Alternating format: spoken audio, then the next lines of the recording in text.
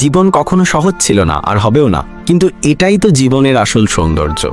আমরা যতই কষ্ট পাই ততই আমরা শক্তিশালী হয়ে উঠি, যত বাধা আসে তত আমরা ঘুরে দাঁড়াতে শিখি। একজন মানুষ তখনই পরাজিত হয় যখন সে হেরে যায় নিজের মনে। বাহ্যিক জগতে হাজারো সমস্যা আসতে পারে, কিন্তু যদি তোমার অন্তরের ভিতরে আগুন জ্বলে তাহলে কোনো কিছুই তোমাকে থামাতে পারবে না। আমরা অনেকেই স্বপ্ন দেখি, কেউ বড় চাকরি করতে চায়, কেউ নিজের ব্যবসা গড়ে তুলতে চায়, কেউ পরিবারকে ভালো রাখতে চায়। কিন্তু স্বপ্ন শুধু দেখলেই হবে না, স্বপ্নের পেছনে দৌড়াতে হবে, রক্ত ঘাম এক করে কাজ করতে হবে।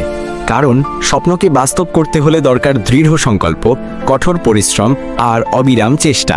প্রতিদিন সকালে ঘুম থেকে উঠে নিজেকে জিজ্ঞেস করো, আমি কি আজকে আমার স্বপ্নের এক ধাপ কাছে এগোলাম? যদি উত্তর হয় না, তাহলে বুঝে নিও তুমি সময় হারাচ্ছ। সময় কারোর জন্য অপেক্ষা করে না। তুমি যদি বসে থাকো, অন্য কেউ তোমার জায়গায় পৌঁছে যাবে। প্রতিটা ব্যর্থতা আসলে এক একটা শিক্ষা।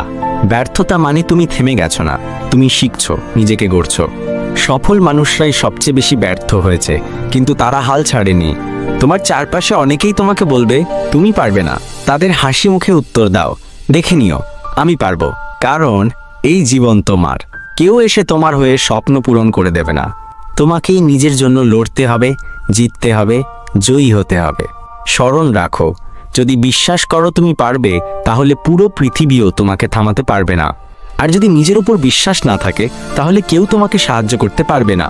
তাই বন্ধু, আজই শুরু করো। নিজের স্বপ্নের পথে হাঁটো, পড়ে যাও, উঠে দাঁড়াও, আবার দৌড়াও।